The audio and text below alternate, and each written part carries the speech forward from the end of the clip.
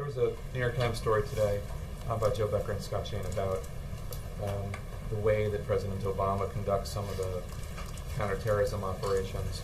One of the things that I think was most interesting was the fact that one of the ways that the administration has been able to assert that there have been so few civilian casualties in any of these drone attacks is because the presumption is that if you are in these locations, you are guilty of terrorism, and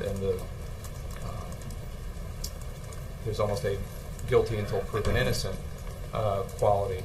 I'm wondering how on earth the administration can square that with the president's past language on human rights and avoiding civilian casualties.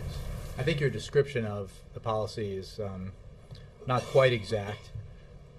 I would refer you to John Brennan's speech not long ago on these matters, in which he was very explicit and transparent about methods that are used in our counterterrorism operations and the care that is taken to avoid civilian casualties. We have at our disposal tools that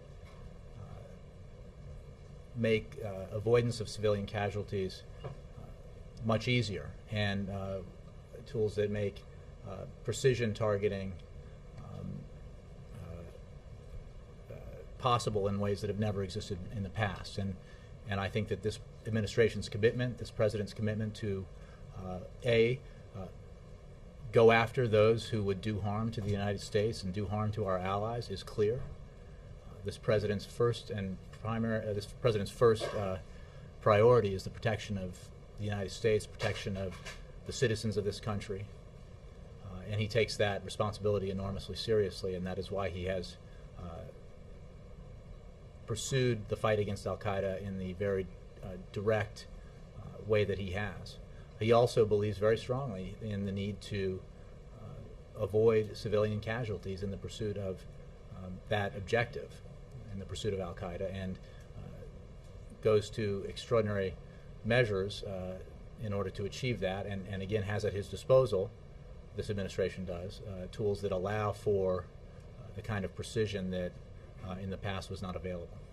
I mean, it's pretty to think so, but I just don't know. It's a fact, Jay. It's a fact that he has tools to avoid civilian casualties. Mm-hmm.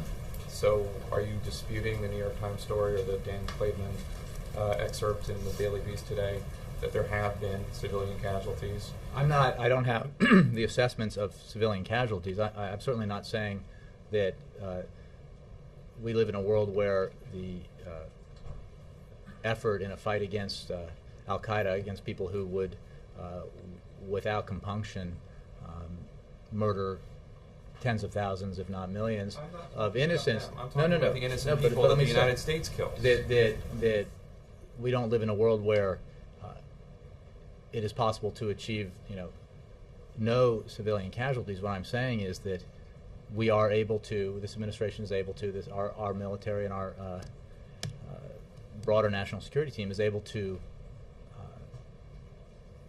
pursue al-Qaeda in a way that significantly reduces the potential for and the fact of civilian casualties. Right. With the assumption, and here's the question, with the assumption that if you are with a terrorist when a terrorist gets killed, the presumption is that you are a terrorist as well, and even if we don't even know who you are. Right? Isn't that part of the reason you're able to make these assertions? I don't have... I am not going to get into the specifics of the process by which these decisions are made. What you know is that there are the care taken here is significant, and the tools at our disposal are unique and effective in terms of limiting civilian casualties. But beyond that, I can't really go into great detail. Jessica. I'd like to follow up on Syria, but I'm quick with a